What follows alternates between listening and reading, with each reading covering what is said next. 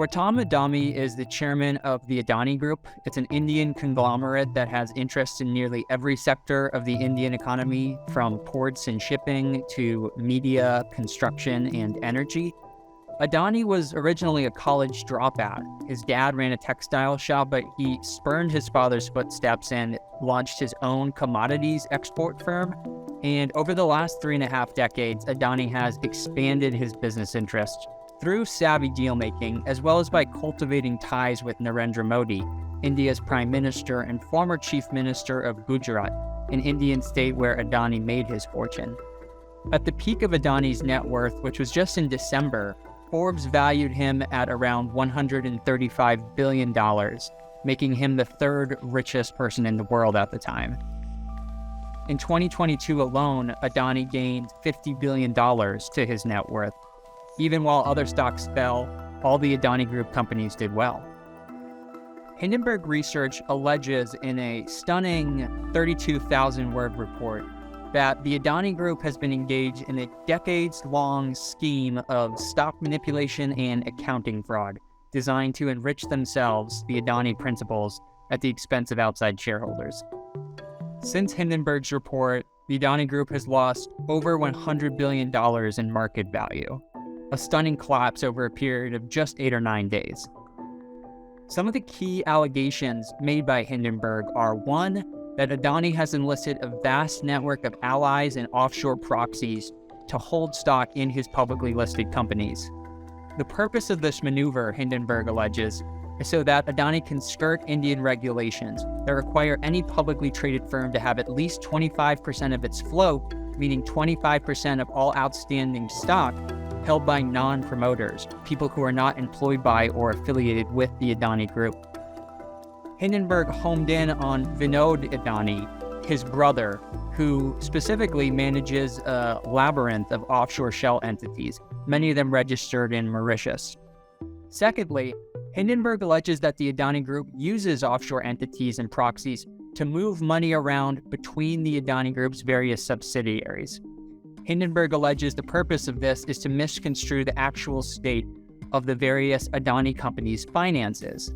Now, Hindenburg presented several examples of offshore shells sending money through onshore private Adani companies onto the listed public companies, seemingly for the purpose, according to Hindenburg, of engineering Adani's accounting, such as bolstering its reported profit and cash flows, and cushioning its capital balances, and essentially making these entities seem more creditworthy than they actually are, which is a key part of how Adani has grown, is by issuing vast amounts of debt.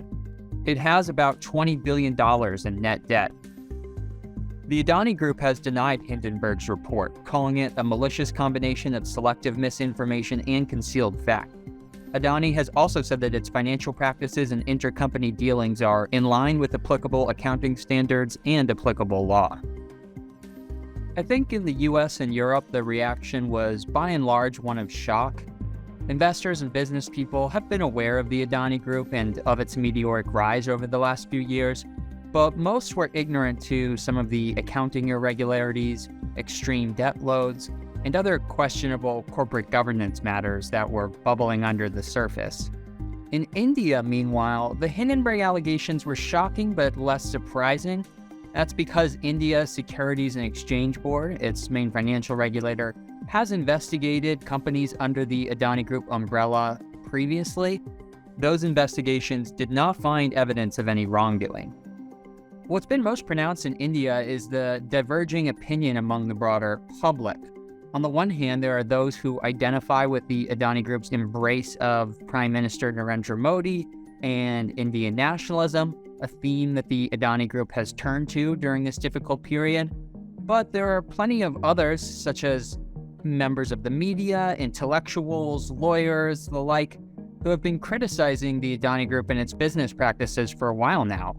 They're using the Hindenburg allegations and the international attention those allegations have drawn to press for action from India's financial regulator.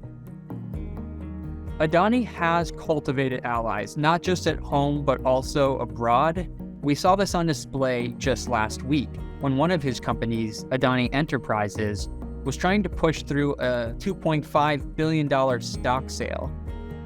This sale was thrown into question by Hindenburg's report, with there being fewer subscribers to the stock. But we saw Abu Dhabi come to the rescue with a $400 million injection of capital on January 31st. This ultimately wasn't enough to prevent the collapse of the stock sale, which the Adani Group abruptly and somewhat mysteriously canceled the following day. But also last week, we saw Gautam Adani in Israel shaking hands with Prime Minister Benjamin Netanyahu for the ceremonial signing of the Adani Group's takeover of the Haifa port, Israel's largest port. So just due to the sheer size and scale of the Adani Group's enterprise, it does have allies abroad whose goodwill and whose financial clout might prove dire for the Adani Group in the days ahead. On the one hand, Hindenburg's allegations haven't done much to affect Adani Group companies. The ports are still receiving ships, energy companies are still producing energy. On the other hand, the Hindenburg allegations have really upended the Adani Group's financial picture. The stocks have crashed, which means Adani personally is less wealthy.